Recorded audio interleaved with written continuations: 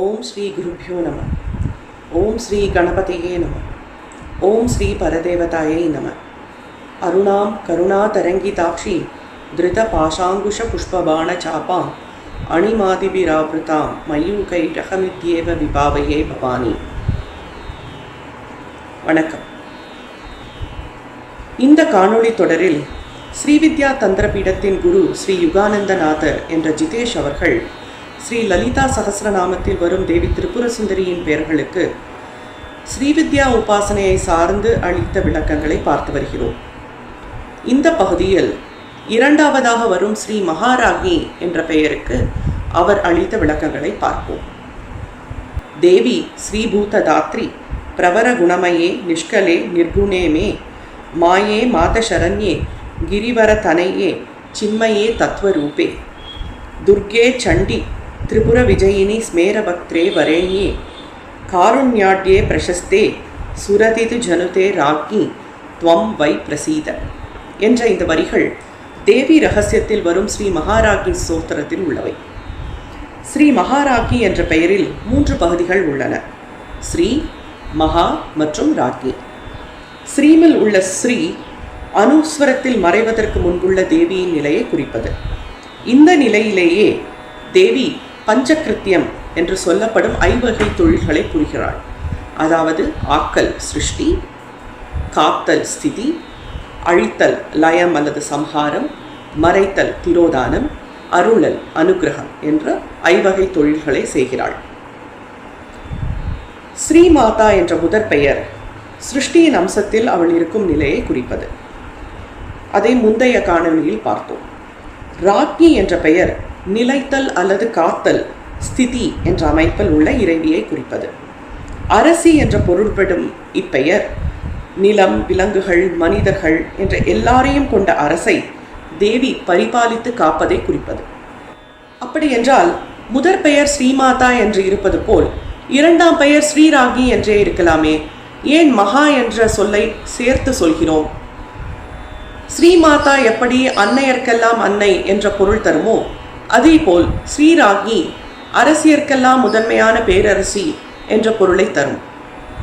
பின்பு லலிதா சகஸ்ரநாமத்திலேயே 306வது பெயராக வரும் ராகி என்ற பெயருக்கும் 2ஆவதாக வரும் ஸ்ரீ மகாராகி என்ற பெயருக்கும் உள்ள வேறுபாடு என்ன? இவற்றையெல்லாம் புரிந்து கொள்ள முதலில் இறை தன்னை சிருஷ்டிக்காக வெளிப்படுத்திக் கொள்ளும் நிலையை புரிந்து கொள்வது அவசியம். இந்த பிரபஞ்சம் வெளிப்படும் புள்ளியே பிந்து எனப்படும். பிந்துவிலிருந்தே முழு சிருஷ்டியும் வெளிப்பட்டு பின்பு பிந்துவிலேயே மறைகின்றன. மாறாது நிலையாக இருக்கும் சிவ தத்துவமும் மாறிக்கொண்டே இயங்கிக் கொண்டே இருக்கும் சக்தி தத்துவமும் பிந்துவிலிருந்தே ஆரம்பிக்கின்றன. சக்தி தத்துவம் முதல் அதிர்வை நகர்வை ஏற்படுத்துகிறது. இந்த அதிர்வே நாத பிரம்மம். அதிலிருந்து பிறக்கும் ஒலி அல்லது துவனியே சப்த பிரம்மம் என்ற ஆதி ஒலி. சக்தி தத்துவம் பின் ரக்த பிந்து என்ற புள்ளியில் மொத்த சிருஷ்டியை வெளிப்படுத்த தயாரான ஆற்றலுடன் 1000 சூரிய ஒளியாய் சிவந்து ஜொலிக்கிறது. இதிலிருந்து பிறக்கும் புள்ளி காரிய பிந்து, அதாவது ரக்த பிந்து என்றும், அது உருவாக காரணமானது காரண பிந்து அல்லது பரபிந்து என்றும் புரிந்து கொள்ள வேண்டும். இந்த பரபிந்துவே சிவசக்தி ஐக்கியமாக ஒரு புள்ளியில் ஒரு மொத்த பிரபஞ்ச பாரத்தையும் தாங்கி அதை வெளிக்கொணர தயாராக இருப்பது. இவ்வாறு சிவசக்தி இணைவில் உள்ள ஆக்கச்சக்தியின் செயலே காமகலை என்று அழைக்கப்படுகிறது. தோற்றத்துக்கு முந்தைய நிலையில் மறைந்துள்ள குணமற்ற இறை தத்துவத்தில் ஒரு அழுத்தத்தின் கிளர்ச்சியால் ஏற்படும் சலனம் அல்லது இயக்கத்தினாலேயே தோற்றமாக வெளிப்படுதல் நிகழ்கிறது. இந்த பிரபஞ்சத்தின் அதிர்வலையே ஸ்பந்தனம். அதிலிருந்து எழும் ஒளியே ஆதிநாதமே இப்பிரபஞ்சத்தின் அனைத்திலும் சாராம்சமாக விளங்குகிறது. அதுவே எல்லா சிருஷ்டியின் அடிப்படை என்ற காரணமாகவும் இருக்கிறது. நாத வடிவான தோற்றம் அ என்ற ஒளியில் ஆரம்பமாகிறது. அ என்பது பிரகாசம் எனப்படும் சிவம். மைத்ரி உபநிஷதம், மாண்டூக்கிய உபநிஷதம் போன்றவை முதல் எழுத்தான ஆ என்ற ஒலியிலிருந்தே மற்ற எல்லா சப்தங்களும் பிறக்கின்றன என்று கூறுகின்றன. இதையே ஆதிமத்வ என்ற வேர் எழுத்தாக வேர் சப்தமாக கொள்கின்றன. மாத்ருகைகளான அக்ஷரங்கள் செயலற்ற எழுத்துக்கள் அல்ல. அவை பிரபஞ்ச தோற்றத்தின் பல்வேறு கூறுகளின் காரணங்களாகும். ஒலியிலிருந்து வடிவம் பிறக்கிறது. உச்ச விழிப்புணர்வில் உள்ள பரமாத்மாவான சிவம் என்னும் ஹ என்னும் சக்தி தத்துவத்தில் இணையும் போது விளையும் ஆனந்தமே ஆ. இம்மூன்றின் கலவையாக விளையும் இச்சை, ஞானம், கிரியை என்பன ஸ்தூலமான மொத்த வடிவங்களையும் சூக்ஷ்மமான நுட்பமான வடிவங்களையும் கொண்டுள்ளன. இச்சையின் சூக்ஷ்ம வடிவம் இ, ஸ்தூல வடிவம் ஈ. ஞானத்தின் சூக்ஷ்ம வடிவம் உ, ஸ்தூல வடிவம் ஊ. இப்படியாக தோற்றம் தொடர்கிறது. ஹ என்ற கடைசி எழுத்து நிறைவின் நிலை. இதுவே சக்தி அல்லது விமர்சம். அகாரம் மற்றும் ஹகாரத்தின் முக்கியத்துவம் யோகினி ஹிருதயத்தில் கூறப்படுகிறது. அகார சர்வவர்ணாபிய பிரகாஷ பரமசிவ ஹகாரோக்கிய கலாரூபோ விமர்சாக்கிய பிரகீர்த்தித. அகம் என்பதில் அ, ஹ, ம மற்றும் பிந்து சேர்ந்துள்ளன. பிந்து என்ற புள்ளி எழுத்து அனுத்தரம் அல்லது சிருஷ்டி என்ற புற வெளிப்பாடு இல்லாத நிலையை குறிப்பது. அ என்ற சிவம் மற்றும் ஹ என்ற சக்தியின் ஐக்கியத்தின் மூலம் ம என்ற நரன், அதாவது உயிர்களின் தோற்றம் விளைகிறது. அகம் என்பது விரியும், அதாவது தோன்றும் நிலை. சிருஷ்டி புறவயமாக வெளிப்படும் சிவசக்தி ஐக்கிய நிலையே அகம். அகம் என்பதில் சக்தி சிவத்தின் ஆற்றல். இந்த ஆற்றலின் மூலமே சிவமானது பொருள்மயமான புறவய வெளிப்பாட்டான சிருஷ்டியாக தோன்றுகிறது. மகா என்பதில் மகாரம், ஹகாரம், அகாரம் என்று அகம் அப்படியே திருப்பி அமைந்தாற்போல் உள்ளது. இதில் நரனின் ஆற்றலாக சக்தி உள்ளது. இந்த ஆற்றலின் மூலமாக நரன் சிவத்துடன் சேர்த்து கலக்கிறது.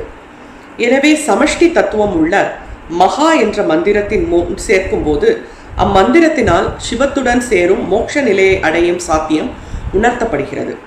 இதனால்தான் ராகி மந்திரம் மகாராகி மந்திரம் என்றும், வாராகி மந்திரம் மகாவாராகி மந்திரம் என்றும், சாஸ்தா மந்திரம் மகாசாஸ்திரா மந்திரம் என்றும் வேறுபடுத்தி மந்திரங்கள் காட்டப்படுகின்றன.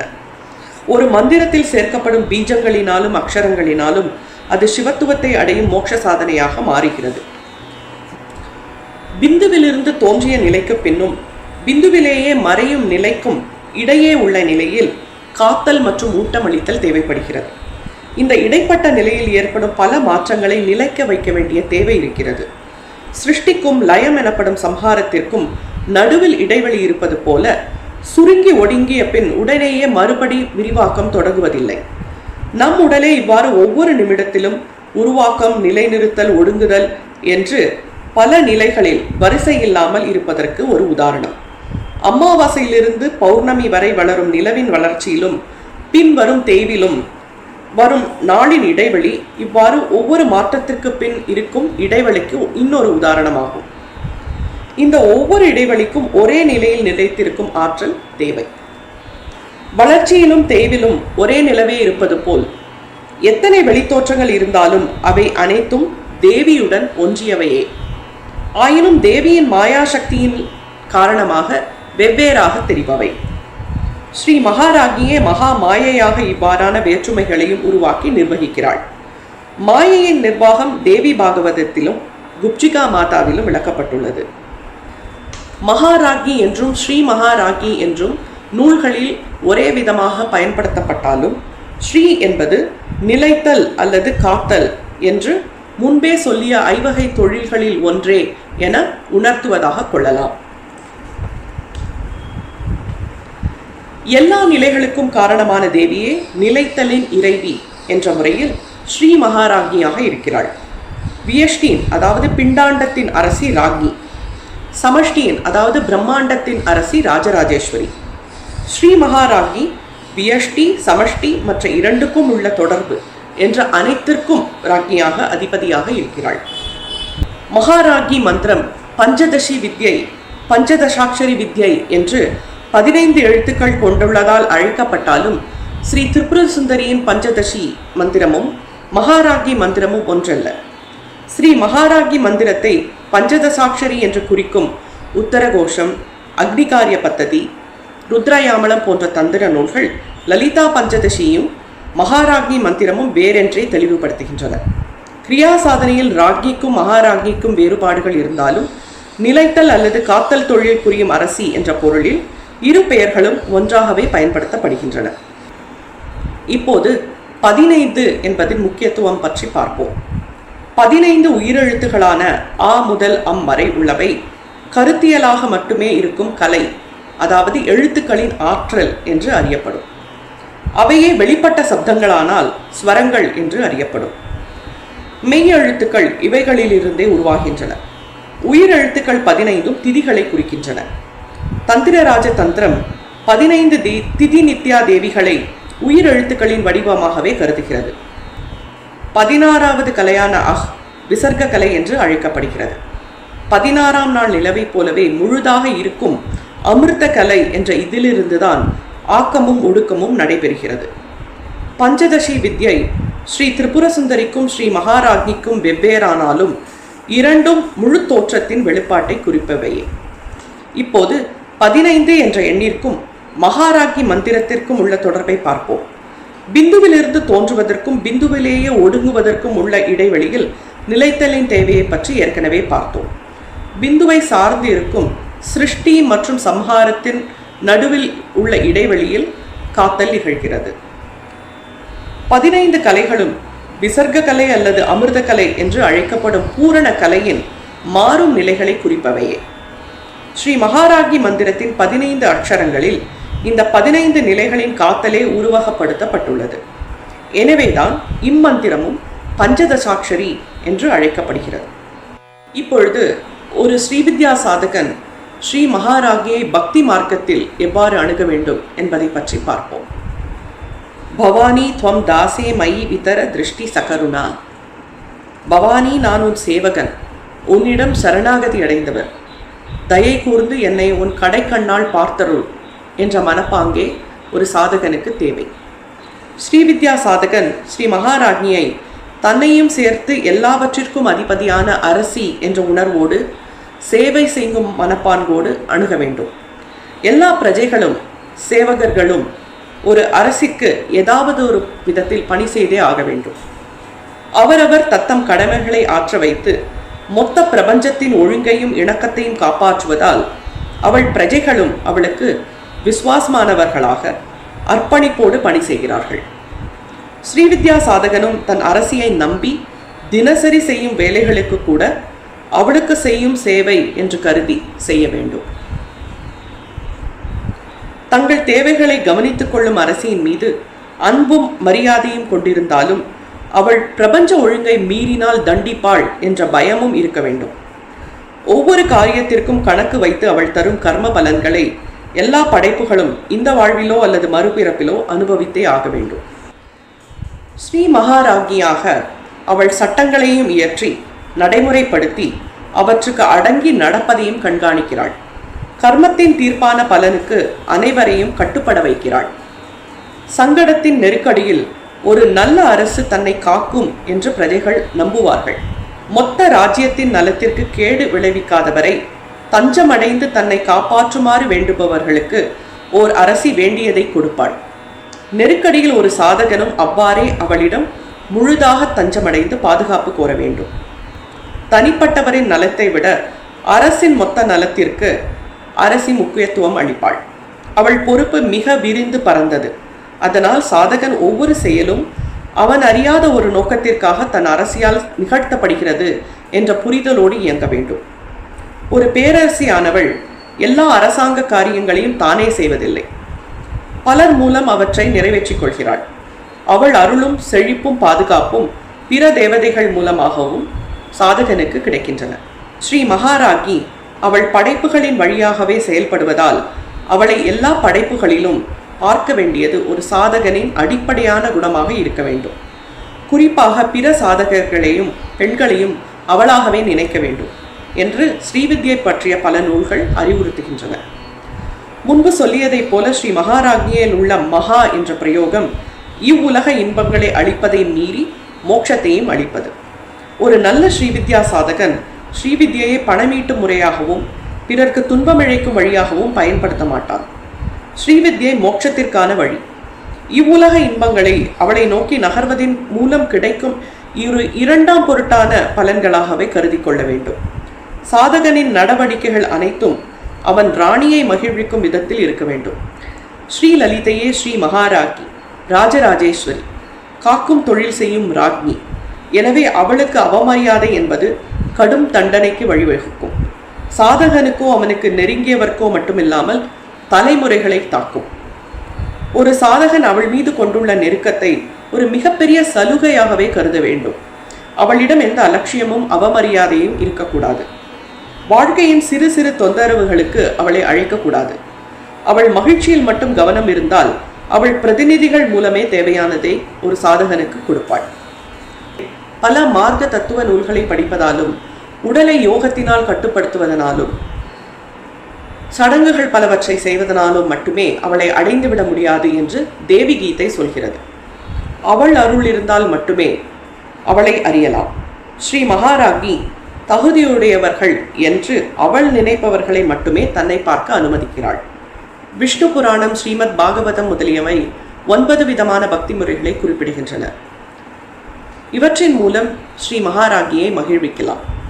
சிரவணம், அதாவது அவள் புகழை கேட்பது. கீர்த்தனம், அவள் புகழை பாடுவது.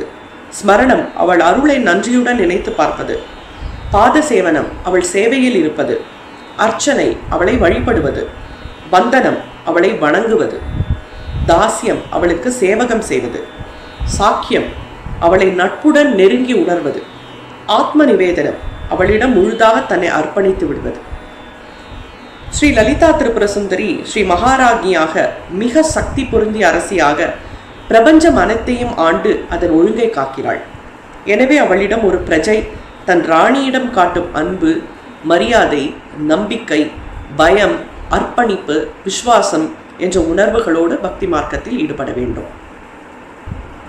தனியாம் சம்பாம்சும் தவச்சரண பங்கேருகபவம் விரிஞ்சித் சம்ஷின்வன் விரச்சயதி லோகான விகல்பம் வஹத்யேனம் ஷௌரிஹி கதமபி சஹஸ்ரேண சிரசாம் ஹர சம்சுக்யைனம் பஜதி வசிதோத்தூளன விதிம். அதாவது ஸ்ரீ தேவியின் தாமரை திருவடிகளின் சிறு தூசியினாலேயே பிரம்மா எந்த குறைவும் இல்லாமல் உலகை படைக்கிறார். விஷ்ணு அந்த படைப்பை காக்கிறார். சிவன் மொத்த படைப்பையும் பொசுக்கி சாம்பலாக்கி கொள்ளும் ஆற்றலை பெறுகிறார். முத்தொழிலும் அவள் காலில் உள்ள ஒரு தூசியினாலேயே நடைபெறுகிறது என்று சௌந்தர்யலகரின் 2வது ஸ்லோகம் சொல்கிறது. ஸ்ரீ மகாராஜி சகசிரநாமம் சொல்ல விரும்புபவர்கள் ஸ்ரீவித்யா தந்திரம் என்ற இணையதளத்தில் இலவச பிரசுரங்கள், ஃப்ரீ பப்ளிகேஷன்ஸ் என்ற பகுதியிலிருந்து பதிவிறக்கம் செய்து கொள்ளலாம். அதன் ஒலிப்பதிவையும் ஸ்ரீவித்யா தந்திரம் யூடியூப் சேனலில் கேட்கலாம். அடுத்து ஒரு சாதகன் ஞான சாதனையின் மூலம் ஸ்ரீ மகாராஜியை எவ்வாறு சிந்திப்பது என்று பார்க்கலாம். ஞான மார்க்கத்தில் பயில்பவரின் முதன்மையான கேள்வி, ஏன் படைப்பில் உள்ள ஒவ்வொரு அம்சமும் இயற்கை விதிகளுக்கு கட்டுப்பட்டு நடக்கின்றன? தத்தம் கடமைகளை ஏன் செய்கின்றன? ஏன் நெருப்பு எரிக்கிறது, சூரியன் உதிக்கிறது? இதன் பதில், இயற்கையே அரசியான ஸ்ரீ மகாராஜி என்பதே. அவளே விதிகளை ஏற்படுத்தி அவற்றை செயல்படுத்தவும் செய்கிறாள். யதிதம் கிஞ்ச ஜகத் சர்வம் பிராண ஏஜதி நிஸ்ருதம் மஹத்பயம் வஜ்ர உத்யந்தம் யயேத விதுராமிருதாஸ்தே பவந்தி பயாத்தஸ்யாக்னிஸ்தபதி பயாத்தபதி சூரிய பயாத் இந்திரஸ்ச வாயுஸ்ச மிருத்யுர்தாவதி பஞ்சம. கதோபனிஷத்தில் வரும் இவ்வரிகளின் பொருள், பிரபஞ்சத்தை தோன்ற செய்யும் ஆற்றலானது வஜ்ரம், அதாவது ஒரு பேரிடி தாக்குவதற்கு முன் உள்ள ஆற்றலை போன்றது. தேவி தன் கட்டளைகளை மீறுபவர்களை, கடமையை செய்யாதவரை வஜ்ரம் போல தாக்குவாள். அக்னி அவள் மீதுள்ள பயத்தால் எரிகிறது, சூரியன் உதிக்கிறது, இந்திரன், வாயு, மிருத்யு அனைவரும் தத்தம் வேலைகளை செய்கிறார்கள். நெருப்பு எரிக்கவில்லை என்றால் இயற்கை வேறொரு விதமாக அதை சமப்படுத்திக் கொள்ளும். ஸ்ரீ மகாராஜி இவ்வாறு சமநிலை சீர்குலையாமல் பார்த்து கொள்கிறாள். எஜமானருக்கும் பணியாளருக்கும் உள்ள தொடர்பு தேவிக்கும் அவள் படைப்புக்கும் உள்ளது. இதனால் காத்தல் என்ற நிலை இருந்தால் காப்பவர் உள்ளார் என்ற அனுமானம் ஏற்படுகிறது. இது தேவி நிமித்த காரணமாகுவதை குறிப்பது, அல்லது தேவி கர்த்தாவாக உணரப்படுவதை குறிப்பது. இதை மனனம், அதாவது சிந்திக்கவும், நிதித்தியாசனம், அதாவது தியானிக்கவும் செய்து ஞான சாதகன் ஸ்ரீ மகாராஜியையும் காத்தல் என்று அவள் செய்யும் தொழிலையும் அன்புடன் தொழுகிறாள். அடுத்த கேள்வி எழுகிறது, காக்கும் தொழில் செய்பவள் அனைத்து படைப்புகளையும் எப்படி காக்கிறாள்? ஒவ்வொரு படைப்பும் அதன் வேலையை செய்வதால் இயற்கையின் சமநிலை எப்படி காக்கப்படுகிறது? ஒரு படைப்பு காணாமற் போனால் என்னவாகும்?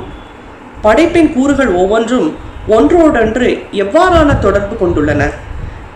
இதை போன்ற கேள்வியின் பதில்கள் பிரபஞ்ச சக்தி நிலையானது, தனித்தனி வடிவங்களே அழிகின்றன. பிரபஞ்ச அறிவாகவும் சக்தியாகவும் விளங்கும் ஒன்றே நிலையாக இருந்து எல்லாவற்றையும் தொடர்பு படுத்துகிறது. இதை புரிந்து கொள்ள இன்னும் சிறிது விளக்கம் தேவை. தோற்றத்தின் கூறுகளின் அவற்றின் குணம் மற்றும் செயல்களின் தொகுப்பை கொண்ட கருதுகோள்கள், அதாவது கான்செப்ட்ஸ் அழிவதில்லை. தனிப்பட்ட ஒரு தோற்ற வெளிப்பாடு மட்டுமே அழிகிறது.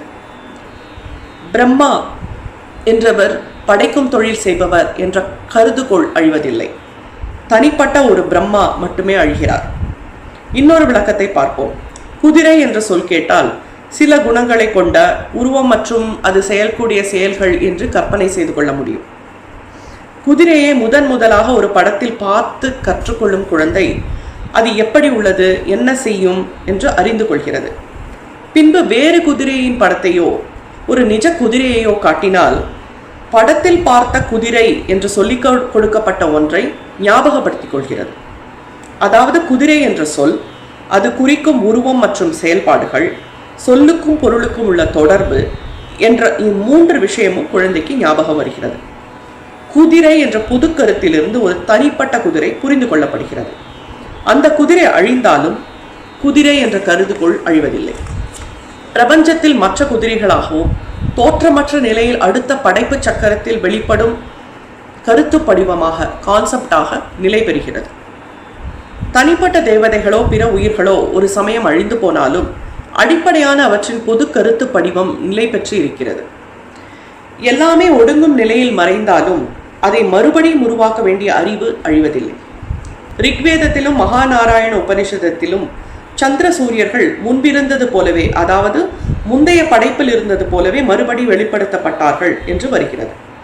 மகாபாரதத்திலும் முன்பிருந்த தேவதைகள் மற்றும் தெய்வ சக்திகள் அதே போல் உருவாக்கப்பட்டன என்று வருகிறது. இதனால் நமக்கு இரண்டு விஷயங்கள் புரிகின்றன. ஒன்று, எல்லா படைப்பு தோற்றங்களும் நிரந்தரமானவை, காப்பவரும் நிரந்தரம், காக்கப்படுபவையும் நிரந்தரம். இரண்டாவது, தனிப்படைப்பு நிலைத்திருப்பதற்கு ஆதாரமாக பொது கருதுகோள்கள் தேவைப்படுகின்றன. இவ்வாறு பல பொது பண்புகளால் ஆன பிரபஞ்சம் நிலைக்கு ஆதாரமாக அதை காப்பவர் அவர் வெளிப்படாத வெளிப்பட்ட என்று இரண்டு நிலைகளிலும் உள்ளார் என்பதே. சூரியன், பூமி போன்றவை இயற்பொருட்களால் ஆன ஸ்தூல பொருட்களாக மட்டுமில்லாமல் அறிவார்ந்த நியமம் மற்றும் கொள்கை உடைய ஒன்றாக இருக்கின்றன. அதனாலேயே அவை தன் செயல்களை செய்கின்றன. இந்த அறிவே சமநிலையை உறுதி செய்கிறது. சூரியனை வணங்கும் போது கண்ணில் தெரியும் சூரியனை மட்டுமல்லாமல் கண்ணுக்கு தெரியாத ஒளி என்றும் வெப்பம் என்றும் அறியப்படும் சூரியன் என்ற கருத்தின் அறிவையும் வணங்குகிறோம். பூமியை தொட்டு வணங்கும் போதும் அந்த அறிவையே வணங்குகிறோம்.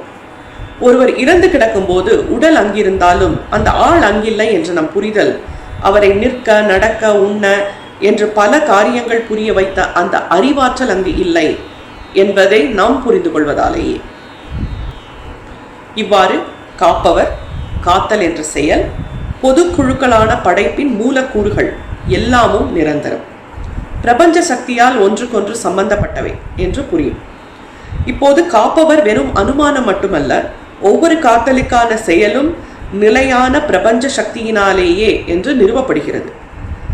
ஒவ்வொரு படைப்பு கூறும் தன்னளவில் தன்னை காத்துக்கொள்ளக்கூடிய தனி அறிவோடு அதே சமயம் பிரபஞ்ச அறிவோடு தொடர்புடையதாகவே இருக்கிறது. இப்போது ஸ்ரீ மகாராஜ்ஞி செயலாற்றும் நிமித்த காரணம் மட்டுமல்லாமல் செயலின் மூலப்பொருளான உபாதான காரணமாகவும் ஆகிறாள். சாதகன் மற்றும் எல்லா படைப்புகளும் ஸ்ரீ மகாராஜ்ஞியோடு தொடர்பு உடையதாக இருக்கின்றன. இந்த சிந்தனையும் தியானமும் ஸ்ரீ மகாராஜ்ஞியால் காக்கப்படும் அனைத்து படைப்புகளின் மீது மரியாதை கொண்டு வணங்க வைக்கின்றன. சாதகனுக்கு சரியான முதிர்ச்சி வந்த பின் எழக்கூடிய இறுதி கேள்வி, எல்லாமே ஸ்ரீ தேவியிலிருந்து வெளிப்பட்டவை என்றால் ஏன் ஒரே போலில்லாமல் வெவ்வேறாக இருக்கின்றன? இந்த பிறப்பு சுழலில் இருந்து விடுதலை அடைவது எப்படி என்பதே. இதற்கு ஒரு குரு கர்ம வினைகளை பற்றி அதிலிருந்து தப்பிப்பதற்கான வழியின் புரிதலை அளிக்கிறார்.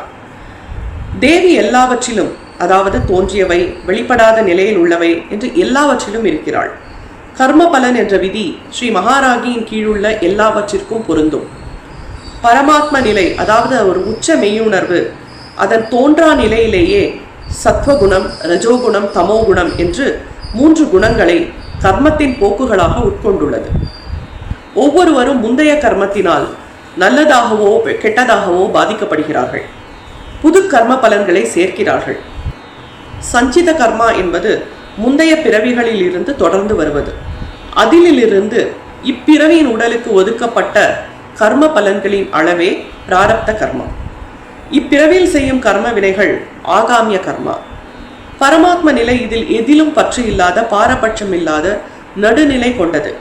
எனவே அவரவர் தங்கள் செயல்களின் பலன்களை அடைந்தே தீர வேண்டும். ஸ்ரீ மகாராகிக்கும் தனியொருவரின் கர்ம பலன்களுக்குமான தொடர்பை 3 படிநிலைகளில் நாம் புரிந்து கொள்ள வேண்டும். வெளிப்பட்ட கர்மா, வெளிப்படாத கர்மா, பிரபஞ்சத்தின் மற்றும் தனிப்படிப்பின் கர்மத்தின் அம்சமான ஸ்ரீ மகாராஜ்னி.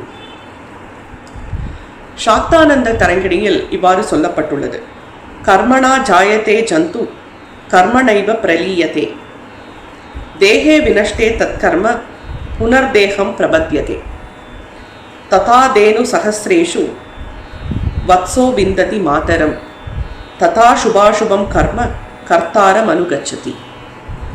ஒவ்வொருவரும் பிறக்கும் போதும் கர்ம வினைகளோடு பிறக்கிறார்கள், இறக்கும் போதும் கர்ம வினைகளோடு இறக்கிறார்கள்.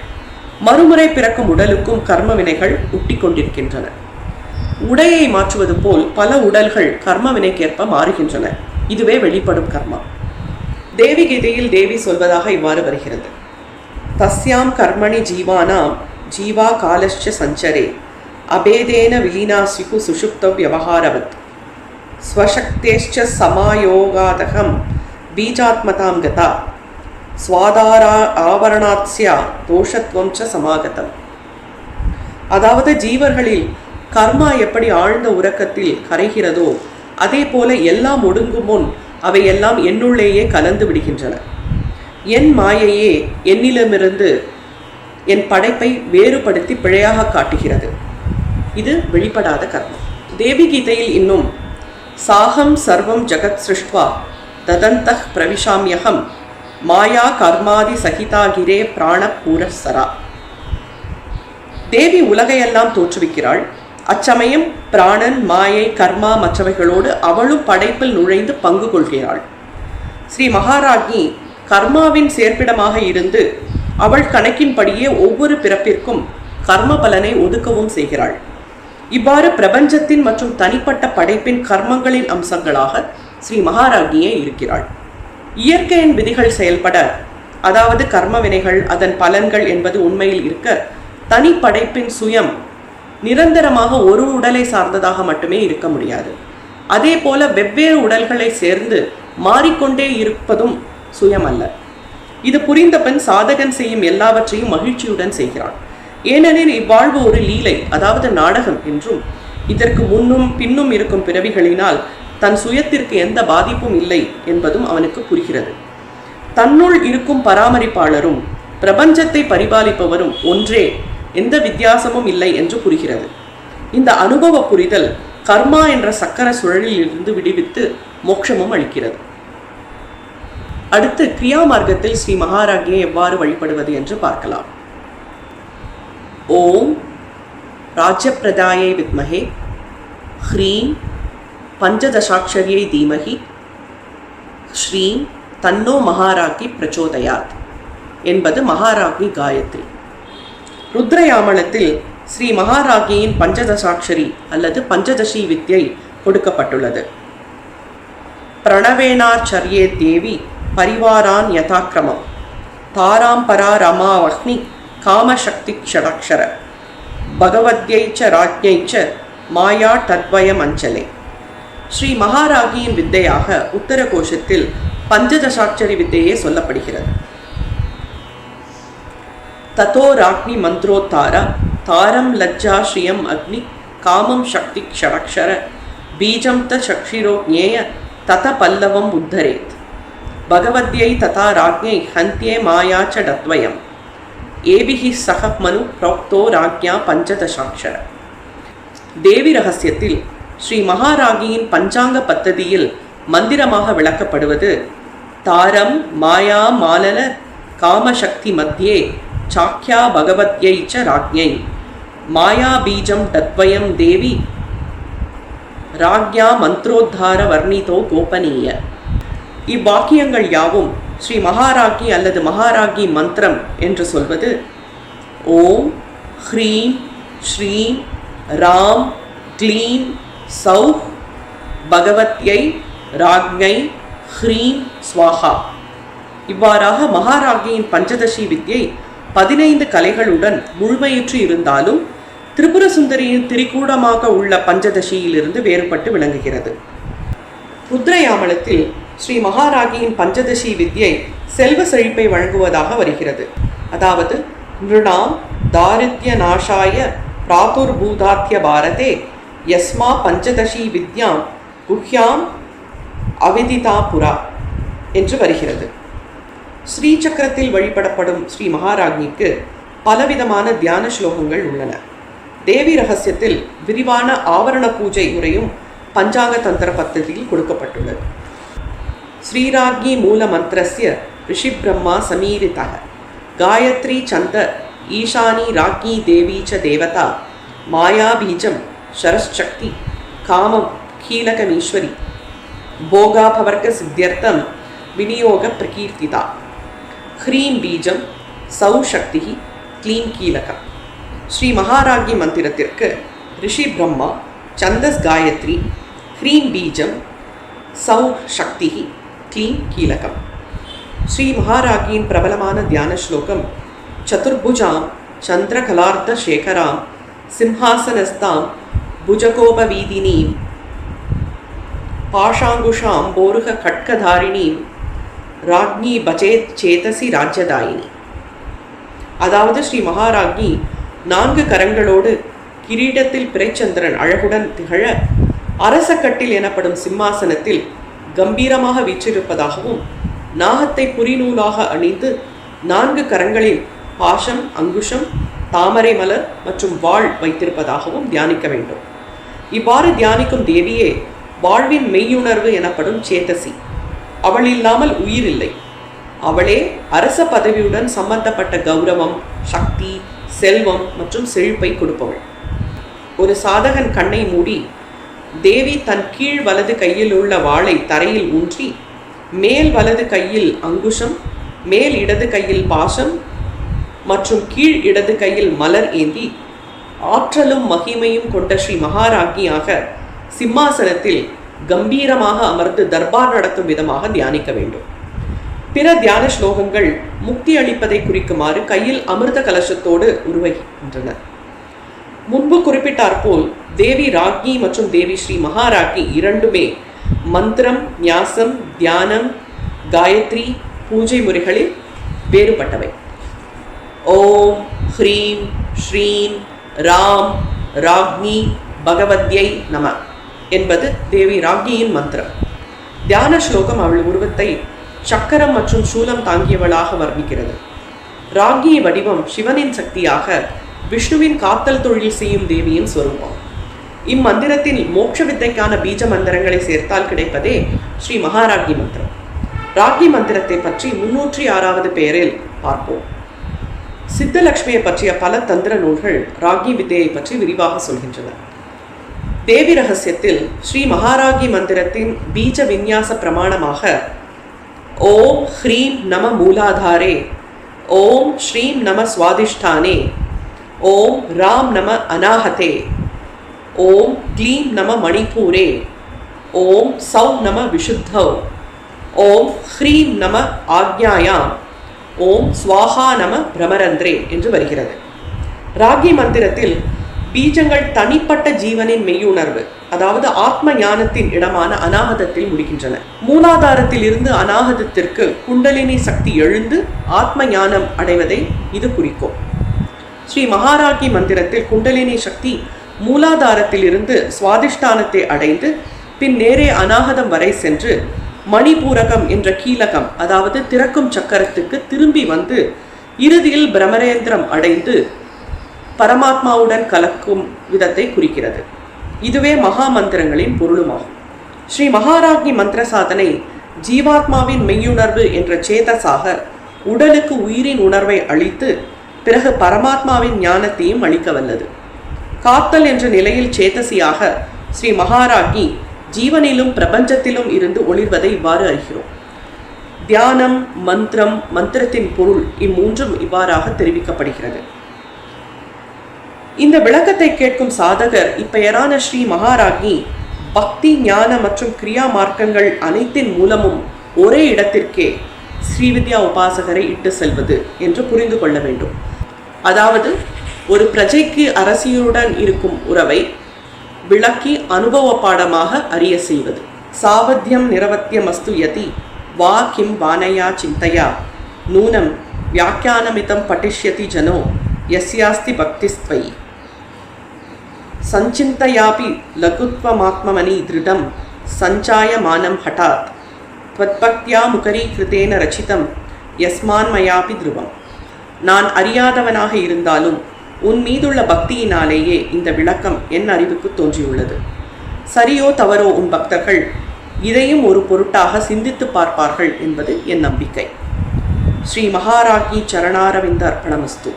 இந்த வீடியோவில் ஸ்ரீவித்ய வழிபாட்டு நோக்கில் லலிதா சகஸ்ரநாமத்தின் இரண்டாவது பெயரான ஸ்ரீ மகாராஜ்ஞி என்பதற்கு குரு யுகானந்தநாதர் என்ற ஜிதேஷ் அவர்கள் அளித்த விளக்கங்களை பார்த்தோம். இதை பார்த்ததற்கு நன்றி. ஓம் ஸ்ரீ மகாராஜ்ஞி பகவத்யே நமः.